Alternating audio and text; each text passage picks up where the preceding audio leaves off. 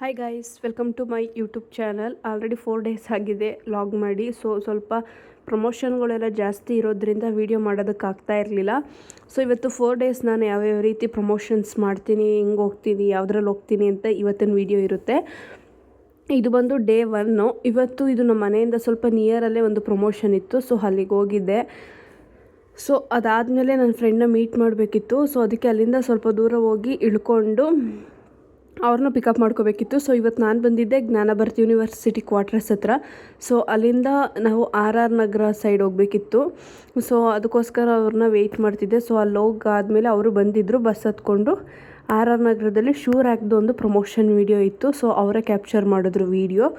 ಅಲ್ಲೆಲ್ಲ ವೀಡಿಯೋ ಮುಗಿಸ್ಕೊಂಡು ಅಲ್ಲಿ ಏನೊಂದು ಇನ್ಸಿಡೆಂಟ್ ಆಯಿತು ಅಂದರೆ, ಪಾಪ ಅವರು ಕೆಲವೊಬ್ರು ಇರ್ತಾರೆ, ವೀಡಿಯೋ ಮಾಡಿದ ತಕ್ಷಣವೇ ಅಲ್ಲೇ ಪೇಮೆಂಟ್ ಮಾಡಿಬಿಡ್ಲಾ ಅಂತಾರೆ. ಕೆಲವೊಬ್ಬರು ವೀಡಿಯೋ ಮಾಡಿ ಎಷ್ಟೋ ದಿನ ಆದಮೇಲೂ ಕೇಳಿದ್ರೂ ಪೇಮೆಂಟ್ ಮಾಡೋದೇ ಇಲ್ಲ. ಈ ರೀತಿ ಯಾರಾದರೂ ಕೇಳಿದಾಗ ನಾನು ಒಂಥರ ಫುಲ್ ಖುಷಿಯಾಗ್ಬಿಡುತ್ತೆ, ಅಲ್ಲೇ ಪೇಮೆಂಟ್ ಮಾಡಲ ಅಂತ. ಬಟ್ ನಾನು ಯಾವುದು ಅಲ್ಲೇ ಈಸ್ಕೊಳ್ಳೋದಿಲ್ಲ. ಯಾಕಂದರೆ ಪೇಮೆಂಟ್ ಈಸ್ಕೊಬಿಟ್ರೆ ನಾನು ವೀಡಿಯೋ ಎಡಿಟ್ ಮಾಡಿ ಅಪ್ಲೋಡ್ ಮಾಡೋದು ಡಿಲೇ ಮಾಡಿಬಿಡ್ತೀನಿ. ಆ ರೀಸನ್ಗೋಸ್ಕರ ಅಮೌಂಟ್ ಪೆಂಡಿಂಗ್ ಇದ್ದರೆ ಬೇಗ ಮಾಡಿ ವೀಡಿಯೋ ಎಡಿಟ್ ಕೊಟ್ಬಿಡ್ತೀನಿ. ಅದಾದಮೇಲೆ ಆಟೋ ಬುಕ್ ಮಾಡ್ಕೊಂಡ್ವಿ.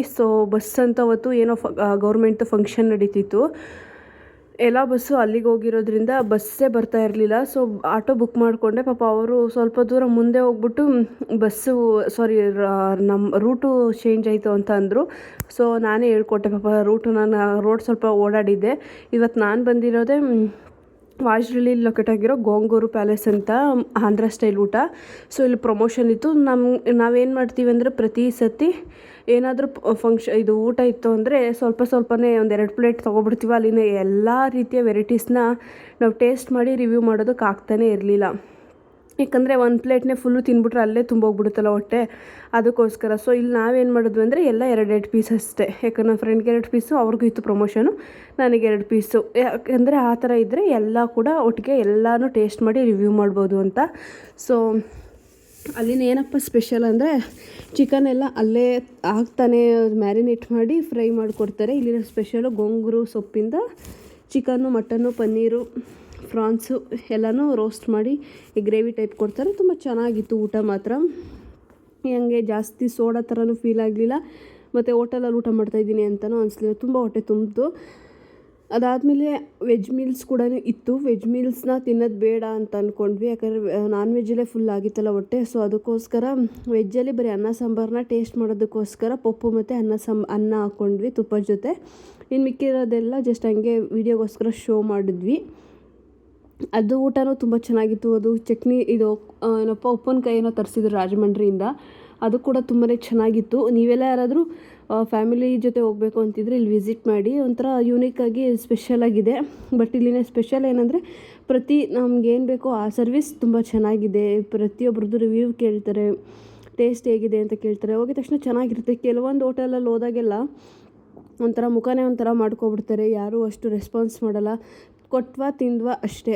ಬಟ್ ಏನಂದರೆ ಇಲ್ಲಿ ಅಷ್ಟು ತುಂಬ ಚೆನ್ನಾಗಿ ರೆಸ್ಪಾನ್ಸ್ ಮಾಡ್ತಾರೆ. ಇಲ್ಲಂತೂ ಒಬ್ರು ಯಾರೋ ಆಂಟಿ ಪಕ್ಕದಲ್ಲಿ ಕೂತ್ಕೊಬಿಟ್ಟು ಅದು ಚೆನ್ನಾಗಿಲ್ಲ, ಹಿಂಗಿದೆ, ಹಾಗಿದೆ, ಚೆನ್ನಾಗಿದೆ, ಎಲ್ಲ ಟೇಸ್ಟು ಸೂಪರಾಗೇ ಇದೆ.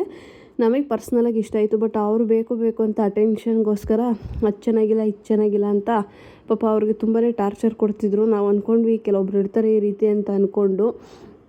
ಅದಾದಮೇಲೆ ಅವರು ಊಟ ಮಾಡ್ಕೊಂಡು ಹೊರಟರು. ನಾವೇನು ಆ ಕಡೆ ತಿರುಗಿ ನೋಡಲಿಲ್ಲ ಜಾಸ್ತಿ.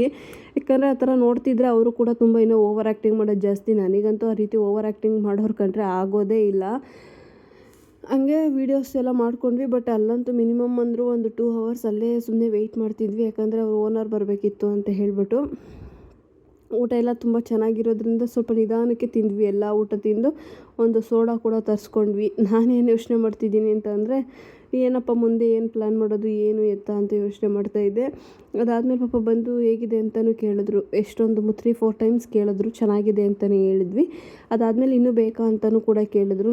ನಮ್ಗೆ ಸ್ವಲ್ಪ ಎಷ್ಟು ಬೇಕೋ ಅಷ್ಟೇ ಹಾಕ್ಕೊಂಡು ತಿಂದ್ವಿ. ಯಾಕಂದರೆ ಕೆಲವೊಂದು ಕಡೆ ಹಾಕ್ಕೊಂಡು ತಿಂದು ಬಿಟ್ಬಿಟ್ರೆ ಸುಮ್ಮನೆ ವೇಸ್ಟ್ ಆಗುತ್ತಲ್ವ. ಅಟ್ಲೀಸ್ಟ್ ತಿನ್ನೋರ್ಗಾದ್ರೂ ಯೂಸ್ ಆಗುತ್ತೆ ಅಂದ್ಬಿಟ್ಟು ಹಂಗೆ ತಿಂತಿದ್ವಿ. ಅದಾದಮೇಲೆ ಸ್ವಲ್ಪ ಎಡಿಟಿಂಗ್ ಇತ್ತು. ಹಂಗೆ ನಾನೇನು ಮಾಡಿದೆ, ಬೇರೆ ಚೇರಲ್ಲಿ ಕೂತ್ಕೊಂಡಿದ್ದೆ. ಫೋನ್ ಚಾರ್ಜರ್ ಬೇರೆ ಇರಲಿಲ್ಲ. ಅದಕ್ಕೆ ಚಾರ್ಜರ್ ಪ್ಲಗ್ ಇರೋ ಕಡೆನೇ ಕೂತ್ಕೊಂಡೆ. ಇವತ್ತಿನ ವೀಡಿಯೋ ಈ ರೀತಿ ಇತ್ತು. ಆ್ಯಕ್ಚುಲಿ ಒಂದೇ ದಿನದಲ್ಲಿ 2-3 ಕಡೆ ಪ್ರಮೋಷನ್ ಮಾಡೋದು ಸ್ವಲ್ಪ ಹೆಕ್ಟಿಕ್ ಆಗುತ್ತೆ. ಯಾಕಂದರೆ ಒಂದೇ ಕಡೆ ಫೋಕಸ್ ಮಾಡಿ ಕಾನ್ಸಂಟ್ರೇಟ್ ಕೊಟ್ಟು ಇದು ಮುಗ್ದಾದ್ಮೇಲೆ ಮನೆಗೆ ಹೋಗ್ಬೋದಪ್ಪ ಅಂತ ಅನ್ಕೋತೀವಿ. 2-3 ಆದರೆ ಸ್ವಲ್ಪ ಈ ರೀತಿ ರಿಸ್ಕ್ ಆಗುತ್ತೆ, ಏನು ವಿಡಿಯೋ ಮಾಡೋದು ಏನು ಎತ್ತ ಅಂತ. ಸೊ ಹಂಗೆ ಅದಾದಮೇಲೆ ನಾವು ಪ್ರತಿ ಸತಿ ಹೋದಾಗ ಏನು ಎಡ್ವರ್ಟ್ ಮಾಡ್ಕೋತೀವಿ ಅಂದರೆ, ನಾವು ಹೋಗೋ ಪ್ಲೇಸ್ ಹತ್ರ ಎಲ್ಲ ತವೂ ಬಸ್ ಇರುತ್ತೆ. ಬಟ್ ನಾವೇನು ಮಾಡ್ಕೋತೀವಿ, ಆಟೋ ಬುಕ್ ಮಾಡ್ಕೊಬಿಡ್ತೀವಿ, ಲೇಟ್ ಆಗುತ್ತೆ ಅಥವಾ ಬೈ ಮಿಸ್ಸಾಗಿ ಎಲ್ಲೋ ಇಳ್ಕೊಬಿಡ್ತೀವೋ ಏನೋ ಅಂತ ಅಂದ್ಬಿಟ್ಟು ಆಟೋ ಬುಕ್ ಮಾಡಿಬಿಡ್ತೀನಿ ನಾನಂತೂ. ಸೊ ಅದೆಷ್ಟೇ ರೂಪಾಯಿ ಆಗಿದ್ರು ನಾನು ತಲೆ ಕೆಡ್ಸ್ಕೊಳಕ್ಕೆ ಹೋಗಲ್ಲ. ಅದಾದಮೇಲೆ ಬಸ್ ಬಂತು. ಬಸ್ಸಲ್ಲಂತೂ ಫುಲ್ಲು ರಶ್ಶು. ಈ ಕಡೆ ಅಂತೂ ಬಸ್ಸೇ ಇರಲಿಲ್ಲ ಜಾಸ್ತಿ, ಬಟ್ ಬರ್ತಿದ್ದಾವೆ, ಬಟ್ ಎಲ್ಲ ಬೇರೆ ಕಡೆ ಬಸ್ಗಳು. ಸೊ ಅದಾದಮೇಲೆ ಅಲ್ಲಿಂದ ಕೋಣನಕುಂಟೆ ಕ್ರಾಸ್ಗೆ ಹೋಗಬೇಕಿತ್ತು. ಲೈಕ್ ವಾಜರಳ್ಳಿಯಿಂದ ಕೋಣನಕುಂಟೆ ಕ್ರಾಸ್ಗೆ ಒಂದು ಬಸ್ಸು, ಅಲ್ಲಿಂದ ಇನ್ನೊಂದು ಬಸ್ಸು ಕೆಂಗೇರಿಗೆ. ನಾನಂತೂ ಈ ರೀತಿ 2 ಶೂಟ್ಸ್ ಏನಾದರೂ ಮಾಡಿಬಿಟ್ಟೆ ಅಂದರೆ ಮುಖನೇ ಒಂಥರ ಆಗ್ಬಿಡುತ್ತೆ ನಂದು, ಯಾಕಂದರೆ ಫುಲ್ ಟಯರ್ಡ್ ಆಗಿಬಿಟ್ಟಿರ್ತೀನ. ಒಂಥರ ನಿದ್ದೆ ಬರೋ ಥರ ಫೀಲ್ ಆಗ್ತಿರುತ್ತೆ. ಅದರಲ್ಲಂತೂ ಈ ಬಸ್ಸಲ್ಲಿ ಸೀಟ್ ಇಲ್ಲ ಅಂದ್ರಂತೂ ಫುಲ್ಲು ಹೆವಿ ಟೆನ್ಷನ್ ಆಗಿಬಿಡುತ್ತೆ ನಮಗಂತೂ. ಅದಾದಮೇಲೆ ನಾವು ಆಟೋ ಬುಕ್ ಮಾಡಿಕೊಂಡು ಮನೆಯಿಂದ ಸ್ವಲ್ಪ ದೂರಕ್ಕೆ ಬಂದ್ವಿ. ಅದಾದಮೇಲೆ ಇವತ್ತು ಇನ್ನೊಂದು ಕಡೆ ಶೂಟ್ ಇತ್ತು. ಇದು ನೆಕ್ಸ್ಟ್ ಡೇ. ಇವತ್ತು ಬಂದು ಶೂಟ್ ಇದ್ದಿದ್ದು ನಮಗೆ ಯಾವುದಪ್ಪ ಇದ್ರ ಹತ್ರ, ಕಾಟನ್ಪೇಟೆ ಪೊಲೀಸ್ ಸ್ಟೇಷನ್ ಹತ್ರ. ಅಲ್ಲಿ ಸಾಗರ್ ಸ್ಟೋರ್ ಅಂತ. ಅಲ್ಲಿ ಏನು ಸ್ಪೆಷಲ್ ಅಂತಂದರೆ ಸಲೂನು, ಅಕಾಡೆಮಿ, ಪಾರ್ಲರ್ ನಡೆಸೋರಿಗೆ ಒಂದೇ ಕಡೆ ಎಲ್ಲ ಪ್ರಾಡಕ್ಟು ಸಿಗುತ್ತೆ. ಸೊ ಅಲ್ಲೋಗಿದ್ವಿ ಶೂಟ್ ಮಾಡೋದಕ್ಕೆ. ಅಲ್ಲೂ ಕೂಡ ತುಂಬ ಹುಡುಕಿ ಆ ಕಡೆ ಈ ಕಡೆ ಎಲ್ಲ ಹುಡ್ಕೊಂಡು ಶೂಟೆಲ್ಲ ಮುಗಿಸ್ಕೊಂಡು ಬಂದ್ವಿ. ಅದಾದಮೇಲೆ ಅದ್ರ next day sari expo shoot ಇತ್ತು, ಅದು ಮುಗಿಸ್ಕೊಂಡು ಇವತ್ತು ಮನೆಯಲ್ಲಿ ಮಾತಾಡೋಣ ಅಂದ್ಬಿಟ್ಟು ಹಂಗೆ ಜಸ್ಟ್ ವಾಯ್ಸ್ ಓವರ್ ಕೊಡ್ತಿದ್ದೆ. ಬಟ್ ಔಟ್ಸೈಡ್ ನಾಯ್ಸ್ ತುಂಬಾ ಜಾಸ್ತಿ ಇತ್ತು. ನನಗಂತೂ ಈ ವೆದರಲ್ಲಿ ಫುಲ್ಲು ಅವತ್ತು ಶುಕ್ರವಾರ ಕಂಟಿನ್ಯೂಷಾಗಿ ಶೂಟ್ಸ್ ಮಾಡಿರೋದ್ರಿಂದ ಫುಲ್ಲು ತಲೆನೋವು ಬಂದು ಮನೇಲೇ ಇದ್ಬಿಟ್ಟಿದ್ದೆ, ಇಲ್ಲೂ ಹೋಗಿರಲಿಲ್ಲ. ಅದಾದಮೇಲೆ ಒಂದು ಒಳ್ಳೆ ಬಿಸಿ ಕಾಫಿ ಕುಡಿಯೋಣ ಅಂದ್ಬಿಟ್ಟು ಟೀ ಮಾಡ್ಕೊಂಡು ಕಾಫಿ ಅಂದ್ಬಿಟ್ಟೆ. ಅದಾದಮೇಲೆ ಒಂದು ಲಾಟ್ ಪಾತ್ರೆ ಇತ್ತು. ನನಗೇನಾದರೂ ಮಾಡಬೇಕು ಅಂತ ಇಂಟ್ರೆಸ್ಟ್ ಇದ್ದರೆ ಮಾಡಿಬಿಡ್ತೀನಿ, ಬಟ್ ಆಗೋದೇ ಇಲ್ಲ ಅಂತಂದರೆ 6 ಗಂಟೆವರೆಗೂ ನಾನು ಏನೂ ಕೆಲಸ ಮಾಡಲ್ಲ. ಸುಮ್ಮನೆ ಫೋನ್ ನೋಡ್ಕೊಂಡು ಟಿ ವಿ ನೋಡ್ಕೊಂಡು ಕೂತ್ಕೊಂಡಿರ್ತೀನಿ. ಅದಾದಮೇಲೆ ನಮ್ಮ ಮನೇಲಂತೂ ಅರ್ಧಕ್ಕರ್ಧ ಈ ಬೆಕ್ಕೊಳದೆ ನಮಗೆ ಒಂಥರ ಟಾರ್ಚರು, ಬಡ್ಕೊಳ್ತಾನೆ ಇರ್ತವೆ ಹೊಟ್ಟೆ ಹಸಿ ಅಂತ. ನನಗಂತೂ ತಲೆ ಕೆಟ್ಟು ಹೋಗ್ಬಿಡುತ್ತೆ. ಸೊ ಸ್ವಲ್ಪ ಅನ್ನ ಇತ್ತು, ಅದಕ್ಕೇ ಮೊಸರು ಕಲಿಸ್ಬಿಟ್ಟು ಹಾಕೋಣ ಅಂತ ಅಂದ್ಬಿಟ್ಟು ಕಲಿಸ್ತಾ ಇದ್ದೀನಿ. 1 ನಿಮಿಷನೂ ಫ್ರೀ ಇಡೋಕ್ಕೆ ಬಿಡೋದಿಲ್ಲ. ಅನ್ನ ಅದರಲ್ಲಿ ಇದ್ರೂ ಕೆಲವೊಂದು ಸತಿ ಬಡ್ಕೊತಾನೆ ಇರುತ್ತೆ. ಅದು ಅಭ್ಯಾಸ ಆಗ್ಬಿಟ್ಟಿದೆ, ಏನೂ ಮಾಡೋಕ್ಕಾಗಲ್ಲ ಅಂದ್ಬಿಟ್ಟು ಅನ್ನ ಎಲ್ಲ ಕಲಸಾಕಿದೆ. ಅದಾದಮೇಲೆ ಸ್ಟ್ರಾಂಗ್ ಕಾಫಿ ಮಾಡ್ಕೊಂಡು ಕುಡಿದು ಇರೋ ಪಾತ್ರೆ ಎಲ್ಲ ತೊಳೆದಿಟ್ಟೆ. ಅದರಲ್ಲಂತೂ ಈ ನಡುವೆ ಸ್ವಲ್ಪ ಜಾಸ್ತಿ ಸಣ್ಣ ನೊಣಗಳು ಜಾಸ್ತಿ ಆಗ್ಬಿಟ್ಟಿದ್ದಾವೆ. ಸೊ ಈ ರೀತಿ ಬಿಡಬಾರ್ದು, ಪಾತ್ರೆ ಎಲ್ಲ ತೊಳಿಬೇಕು. ಬಟ್ ನನಗೊಂಥರ ಟಯರ್ಡ್ ಆಗಿರೋದ್ರಿಂದ ತೊಳೆಯೋದಕ್ಕೆ ಆಗಿರಲಿಲ್ಲ.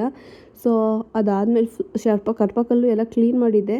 ಬಟ್ ಏನಂದರೆ ಪಾತ್ರೆ ಒಂದು ತೊಳಿಬೇಕಿತ್ತು ಅಷ್ಟೇ. ಸೊ ನೋಡ್ತಾ ಇರ್ಬೋದು ಯಾವ ರೀತಿ ಬಡ್ಕೊತಿದ್ದಾವೆ ಅಂದರೆ ಬೆಕ್ಕುಗಳು. 4 ಇದ್ದಾವೆ ಟೋಟಲ್. ತಲೆ ಕೆಟ್ಟೋಯ್ತು ನನಗಂತೂ. ಸೊ ಅದಾದಮೇಲೆ ಅನ್ನ ಎಲ್ಲ ಕಲಿಸ್ಬಿಟ್ಟು ತೊಗೊಂಡೋಗಿ ಹಾಕ್ತಾಯಿದ್ದೆ. ನೋಡೋಣ ಅಂದ್ಬಿಟ್ಟು ಯಾವ ರೀತಿ ವಿಡಿಯೋ ಬರುತ್ತೆ ಅಂತ ಹಂಗೆ ಇಟ್ಕೊಂಡೆ. ತುಂಬ ಚೆನ್ನಾಗಿ ಬರ್ತಿತ್ತು. ಔಟ್ಸೈಡ್ ಬಂದರೆ ವಿಡಿಯೋ ಕ್ಲಾರಿಟಿ ತುಂಬ ಚೆನ್ನಾಗಿದೆ. ಸೊ ಮೊನ್ನೆ ಏನಾಯಿತು ಎಡವಟ್ಟು ಅಂದರೆ, ಪ್ರಮೋಷನ್ ಮಾಡೋಕ್ಕೆ ಹೋದಾಗ 50,000 ಕೊಟ್ಟು ಫೋನ್ ತೊಗೊಂಡಿದ್ರು ಕ್ಲಾರಿಟಿನೇ ಬಂದಿಲ್ಲ ನಿಮ್ಮ ವೀಡಿಯೋದಲ್ಲಿ. ಅವಳು ಯಾವುದೋ 15,000 ರೂಪಾಯಿ ವಿವೋ ಹಿಡ್ಕೊಬಿಟ್ಟು, ನಾನು ಅಂದರೆ ಬಿಲ್ಡಪ್ ತೊಗೋತಿದ್ದೀನಿ ಅಂತಲ್ಲ, ಬಟ್ ಕೆಲವೊಬ್ಬರು ಕಡೆ ಇರ್ತಾರೆ ಶೂಟ್ ಮಾಡೋರು ತಲೆಗೆ ಶೂಟ್ ಹಾಕ್ಬಿಡ್ತಾರೆ. ನಮಗಂತೂ ಏನೋ ಮಾಡಿದ್ದೀವ, ಅವ್ರಿಗೆ ಅದ್ರ ಬಗ್ಗೆ ತಲೆ ಬುಡ ಏನೂ ಗೊತ್ತಿರೋದಿಲ್ಲ. ಕ್ಲಾರಿಟಿ ಬರ್ತಾ ಇಲ್ಲ ನಿಮ್ಮದು, ಹಾಗೆ ಹಿಂಗೆ ಅಂತ ಬಿಲ್ಡಪ್ ತೊಗೋತಾ ಇಲ್ಲ. ತೋರಿಸ್ದೆ ವೀಡಿಯೋ ಮಾಡಿ, ಒಂದು ಬಾಯಿ ಮುಚ್ಕೊಂಡು ಸುಮ್ಮನಾದ್ಲು. ಅದಾದಮೇಲೆ ಹೆಂಗೆ ಬರುತ್ತೆ ನಿಮಗಿದೆಲ್ಲ ಪ್ರಮೋಷನ್ಸು, ಏನು ಮಾಡಬೇಕು ಇದಕ್ಕೆಲ್ಲ, ರೀಲ್ಸ್ ಮಾಡಬೇಕಾ, ಡ್ಯಾನ್ಸ್ ಮಾಡಬೇಕಾ ಅಂತ ಕೀಳಾಗಿ ಮಾತಾಡ್ತಾ ಇದ್ಲು. ನನಗಂತೂ ಹಂಗೆ ಯಾರಾದರೂ ಮಾತಾಡಿದ್ರೆ ಹುರಿದೇ ಹೋಗ್ಬಿಡುತ್ತೆ ಫುಲ್ಲು. ನೀವು ರೀಲ್ಸ್ ಮಾಡಿ ವೀಡಿಯೋ ಮಾಡಿ ಹಾಕಿ ಬರುತ್ತೆ ಪ್ರಮೋಷನ್ಸು ಅಂತಂದೆ. ಎಷ್ಟು ದಿನ ಮಾಡಬೇಕು, ಎಷ್ಟು ವರ್ಷ ಮಾಡಬೇಕು, ನಮ್ಗವೆಲ್ಲ ಸೆಟ್ ಆಗಲ್ಲಪ್ಪ, ನಮ್ಮ ಮನೇಲಿ ಬೈತಾರೆ, ಹಂಗೆ ಹಿಂಗೆ ಅಂತಾರೆ.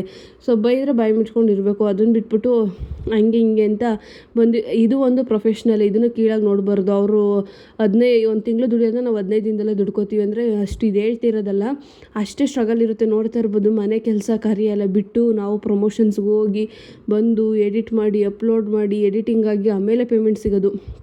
ಏನೋ ಒಂಥರ ನಮಗೂ ಕೂಡ ಅಷ್ಟೇ ಟೆನ್ಷನ್ ಇರುತ್ತೆ. ಅದರಲ್ಲಂತೂ ಕೆಲವೊಂದು ಸತಿ 9 ಗಂಟೆ ಆಗಿಬಿಡುತ್ತೆ ಮನೆಗೆ ಬರೋದು. ಅಂದರೆ ಹೇಳ್ತಾ ಇದ್ದೀನಿ ಅಂತಲ್ಲ, ಆ ಥರ ಮಾತಾಡೋರಿಗೆ ಹೇಳ್ತಿರೋದು. ನಿಮಗೇನು ಕೂತ್ಕೊಂಡಿರೋ ಜಾಗಕ್ಕೆ ಬಂದ್ಬಿಡುತ್ತೆ ಅಂತಾರಲ್ವ, ಅಂಥವ್ರಿಗೆ. ಅದರಲ್ಲಿ ಕೆಲವೊಂದು ರಿಜೆಕ್ಟ್ ಆಗುತ್ತೆ. ಎಡಿಟಿಂಗೇ ತುಂಬ ತಲೆನೋವು ಕೆಲಸ. ಬಟ್ ಆದರೂ ಕಷ್ಟ ಆದರೂ ಇಷ್ಟಪಟ್ಟು ಮಾಡೋ ಕೆಲಸ ನಮಗೆ ಏನೂ ಮಾಡೋಕ್ಕಾಗಲ್ಲ. ಸೊ ಎಲ್ರಿಗೂ ಒಂದೇ ಥರ ಇರೋದಿಲ್ಲ ಅಲ್ವಾ. ಸೊ ನಾವು ಬೇರೆ ಪ್ರೊಫೆಷ್ನಲ್ಗೆ ಹೋಗಿ ಅದ್ರ ಬಗ್ಗೆ ಮಾತಾಡೋದ್ರೆ ಎಷ್ಟು ತಪ್ಪಿರುತ್ತಲ್ವ, ಹಂಗೇ ಅವರು ಕೂಡ ಯಾರೇ ಆದರೂ ಅಷ್ಟೇ ಒಂದು ಯಾವುದೇ ವಿಷಯನೂ ಕೂಡ ಕೀಳಾಗಿ ಮಾತಾಡಬಾರ್ದು, ಕೀಳಾಗಿ ನೋಡಬಾರ್ದು. ನಾನು ಅದೊಂದು ಹೇಳ್ತೀನಿ. ಸೊ ಇವಾಗ ನೀವು ಅಲ್ಲಿ ಏನಂದರೆ ಓನರ್ಸು ಮತ್ತು ಸ್ವಲ್ಪ ಎಜುಕೇಟೆಡ್ ಆಗಿರೋರು ಗೊತ್ತಿರುತ್ತೆ. ಈಗ ಕೆಲವೊಬ್ರು ಇರ್ತಾರಪ್ಪ ತಲೆ ಬುಡ ಗೊತ್ತಿರಲ್ಲ, ಅದ್ರ ಬಗ್ಗೆ ಮಾತಾಡ್ತಾನೆ ಇರ್ತಾರೆ. ಏನೋ ಗೊತ್ತಿಲ್ಲದೆ ಇರೋರ ಥರ ಅವಳು ಅನ್ಎಜುಕೇಟೆಡ್ಗಳ ಥರ ಮಾತಾಡ್ತಾರೆ. ನನಗಂತೂ ಅಂಥವ್ರು ನೋಡಿದ್ರೆ ಹೋದ್ಮೇಲೆ ಬಿಟ್ಬಿಡೋಣ ಅನ್ನೋಷ್ಟು ಕೋಪ ಬಂದುಬಿಡುತ್ತೆ. ಸೊ ಅದಾದಮೇಲೆ ಇವತ್ತು ಸೇಮ್ ಕೋಣನಕುಂಟೆ ಕಡೆನೇ ಪ್ರಮೋಷನ್ಸ್ ಇತ್ತು. ಸೊ ಅದಕ್ಕೋಸ್ಕರ ಕೆಂಗೇರಿಯಲ್ಲಿ ಬಂದು ಒಂದು ಕಾಫಿ ಕುಡಿಯೋಣ ಅಂತ ಬಂದೆ. ಯಾರು ಕೂಡ ಅಲ್ಲಿ ಟೀ ಕೊಡೋತ್ತ ಇರ್ಲಕ್ಕೆ ಇರಲಿಲ್ಲ. ಒಂದು 10-20 ಮಿನಿಟ್ಸ್ ಆದಮೇಲೆ ಬಂದರು. ಅದಾದಮೇಲೆ ಕುಡಿದ್ಬಿಟ್ಟು ಇವತ್ತು ಕೆಂಗೇರಿಲೇನೋ ಒಂದು 20 ಮಿನಿಟ್ಸ್ ಕಾಯ್ದ್ವಿ, ಒಂದು ಬಸ್ಸು ಕೂಡ ಬರಲಿಲ್ಲ. ಅದಾದಮೇಲೆ ಚನ್ನಸಂದ್ರಕ್ಕೆ ಹೋದ್ವಿ, ಯಾವುದಾದ್ರೂ ಆರ್ ನಗರ ಕಡೆಯಿಂದ ಬರುತ್ತಾ ಬಸ್ಸು ಅಂತ, ಅಲ್ಲೂ ಕೂಡ ಬರಲಿಲ್ಲ. ಸೊ ಇಲ್ಲಿ ಮಾತಾಡ್ತಾಯಿದ್ದೀನಿ, ನಾನಂತೂ ಇಲ್ಲಿ ಚೆನ್ನಾಗಿ ಬೈದಾಕ್ಬಿಟ್ಟಿದ್ದೀನಿ. ಅದಕ್ಕೆ ವಾಯ್ಸ್ ಓವರ್ ಕೊಟ್ಟಿಲ್ಲ, ವಾಯ್ಸ್ ಓವರ್ ಕೊಡ್ತಾಯಿದ್ದೀನಿ, ರಿಯಲ್ ವಾಯ್ಸ್ ಹಾಕಿಲ್ಲ. ಯಾಕಂದರೆ ಬರೋ ಬಸ್ಸೆಲ್ಲ ಒಪ್ಪಂದ ಮೇರೆಗೆ ಅಂತಲೇ ಬರ್ತಿದ್ದಾವೆ. ಒಂದು ಬಸ್ಸು ಕೂಡ ಬರ್ತಿಲ್ಲ. ಕಾಲೇಜರ್ಸಂತೂ ಒಂದು ಹಾಫ್ ಆನ್ ಅವರ್ಗೆ ಫುಲ್ ಬಸ್ ಸ್ಟ್ಯಾಂಡ್ ಫುಲ್ ಆಗೋದ್ರು. ನಾನು ಒಂದು ಹಾಫ್ ಆನ್ ಅವರ್ ಕುತ್ಕೊಂಡು ನೋಡಿ ಸಾಕಾಗಿ ರ್ಯಾಪಿಡೋನೇ ಬುಕ್ ಮಾಡಿಕೊಂಡೆ. ಯಾಕಂದರೆ ಅಷ್ಟು ಬಸ್ಸು ರಶ್ಶು, ಫುಲ್ಲು ರಶ್ ಅಂದರೆ ರಶ್ಶು.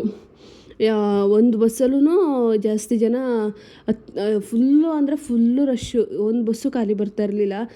ನಮ್ಮ ಗೌರ್ಮೆಂಟ್ ಅವ್ರು ಮಕ್ಕದ ಮೇಲೆ ಉಗಿಬೇಕು ಅಂತ ಅಂದ್ಕೊಂಡು ನಾನು ನನ್ನ ಫ್ರೆಂಡ್ ಮಾತಾಡ್ಕೊಂಡು ಕೂತ್ಕೊಂಡಿದ್ವಿ. ನೋಡ್ತಾ ಇರ್ಬೋದು ಬಂತು, ಅದು ಒಪ್ಪಂದ ಮೇರೆಗೆ ಅಂತಲೇ ಹೋಯಿತು. ಅದಾದಮೇಲೆ ನೋಡ್ಬೋದು ರೈಟ್ ಸೈಡಲ್ಲಿ ಎಷ್ಟು ಜನ ಬಸ್ ಅವರಿದ್ದಾರೆ ಅಂತ.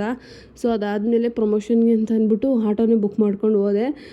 ಹೋಗ್ಬೇಕಾದ್ರಂತೂ ನಮ್ಗೆ ಅರ್ಧ ದುಡ್ಡು ಈ ಆಟೋಗೆ ಹೋಗ್ಬಿಡುತ್ತೆ. ಅದರಲ್ಲಂತೂ ಅವ್ರು ಕೊಡೋ ಕಾಸು ನಮ್ಗೆ ಖರ್ಚಿಗೆ ಸಾಕಾಗ್ಬಿಡುತ್ತೆ, ಎಕ್ಸ್ಟ್ರಾ ಸೇವಿಂಗ್ಸ್ ಮಾಡೋದಕ್ಕೆ ಆಗೋದಿಲ್ಲ.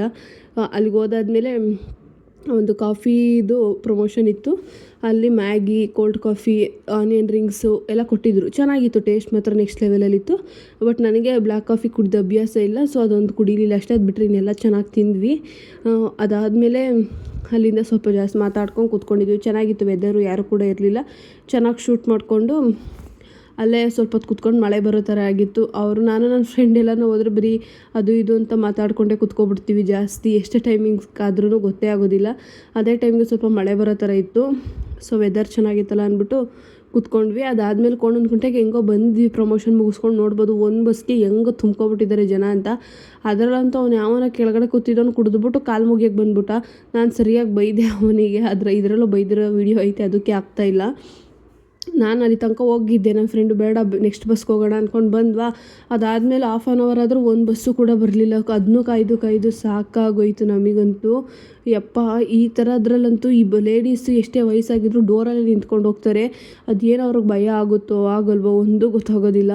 ಸೊ ಅದಾದಮೇಲೆ ಸೀಟ್ ಸಿಕ್ತು, ಹೆಂಗೋ ಕುತ್ಕೊಂಡು ಟಿಕೆಟ್ ತೊಗೊಂಡು ಕೆಂಗೇರಿಗೆ ಬಂದ್ವಿ. ಕೆಂಗೇರಿಯಿಂದ ನೆಕ್ಸ್ಟ್ ಹೋಗ್ಬೇಕಾಗಿತ್ತು ಜ್ಞಾನ ಭಾರತಿಗೆ ಪ್ರಮೋಷನ್ಗೆ.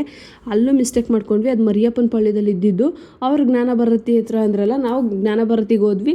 ಅದರಲ್ಲಿ ಆಟೋದವನು ಕೂಡ ತುಂಬ ಎಂಡಲ್ಲಿ ನಿಂತಿದ್ದೀವಿ. ಫಸ್ಟಲ್ಲಿ ಬಂದ್ಬಿಟ್ಟ. ಅಲ್ಲಿ ಹೋಗ್ಲಿ ಪಾಪ ವಯಸ್ಸಾಗೈತಲ್ಲ ಅಂದ್ಬಿಟ್ಟು ನಡ್ಕೊಂಡು ನಾವೇ ಹೋದ್ವಿ. ಅಲ್ಲಿ ಹೋದಾದ್ಮೇಲೆ ನೋಡಿದ್ರೆ ಮರಿಯಪ್ಪನ ಪಾಳ್ಯ ಬಸ್ ಸ್ಟಾಪಿಂದ ಡೌನಲ್ಲೇ ಇದೆ ಶಾಪ್ ಅದೂ. ಸೊ ಅಲ್ಲೂ ಒಂದು 50-60 ರೂಪಾಯಿ ಹೋಯ್ತು. ಏನು ಮಾಡೋಕ್ಕಾಗಲ್ಲ, ಕೆಲವೊಂದು ಸತಿ ಹಿಂಗಾಗುತ್ತೆ ಅಂತ ಅಂದ್ಕೊಂಡು ನಾನು ನನ್ನ ಫ್ರೆಂಡ್ ಮಾತಾಡಿಕೊಂಡು ಈಗ ನಾವು ಹಿಂಗೆ ಮಾಡ್ಕೋತೀವಿ ಪ್ರತಿ ಸತಿ. ಆಟೋಗೆ ಜಾಸ್ತಿ ಖರ್ಚು ಮಾಡೋದು ಬೇಡ, ಬಸ್ಸಲ್ಲೇ ಹೋಗೋಣ ಅನ್ಕೋತೀವ. ಆಮೇಲೆ ಈ ಬಸ್ಸನ್ನು ಇದಕ್ಕೆ ಅಪ್ಪ ಸವಾಸನೆ ಸಾಕು, ಆಟೋನೇ ಬುಕ್ ಮಾಡ್ಕೊಳ್ಳೋಣ ಅಂದ್ಕೊಂಡು ಆಟೋ ಬುಕ್ ಮಾಡ್ಕೊಂಡು ಹೊರಟ್ಬಿಡ್ತೀವಿ. ಸೊ ಅದಾದಮೇಲೆ ಪ್ರಮೋಷನ್ ಹತ್ರನೂ ಹೋಗಿ ವೀಡಿಯೋ ಶೂಟೆಲ್ಲ ಮಾಡಿ ಅಲ್ಲಿ ಸ್ವಲ್ಪ ಕೇಕ್ಸ್ ಎಲ್ಲ ಕೊಟ್ಟರು, ಅದನ್ನೂ ತಿನ್ಕೊಂಡೆ. ಸೊ ನಿಮಗೆಲ್ಲ ಯಾರಿಗಾದರೂ ಈ ವಿಡಿಯೋ ಇಷ್ಟ ಆಗಿದರೆ ಪ್ಲೀಸ್ ಒಂದು ಲೈಕ್ ಮಾಡಿ, ಶೇರ್ ಮಾಡಿ, ಕಮೆಂಟ್ ಮಾಡಿ. ಸೊ ಯಾರೆಲ್ಲ ವೀಡಿಯೋಸ್ ನೋಡ್ತಿದ್ದೀರಾ ನಿಮ್ಮ ಫ್ರೆಂಡ್ಸ್ ಆ್ಯಂಡ್ ಫ್ಯಾಮಿಲೀಸ್ಗೂ ಶೇರ್ ಮಾಡಿ. ಸೊ ನೀವು ವೀಡಿಯೋಸ್ ವ್ಯೂಸ್ ಬರೋದ್ರಿಂದ ನನಗೂ ಒಳ್ಳೊಳ್ಳೆ ಕಂಟೆಂಟ್ ಮಾಡಬೇಕು ಅಂತ ಅನಿಸುತ್ತೆ. ಸೊ ಆ ರೀಸನ್ಗೋಸ್ಕರ ಅಷ್ಟೇ. ನನ್ನ ವೀಡಿಯೋ ನೋಡಿದ್ದಕ್ಕೆ ಥ್ಯಾಂಕ್ ಯು.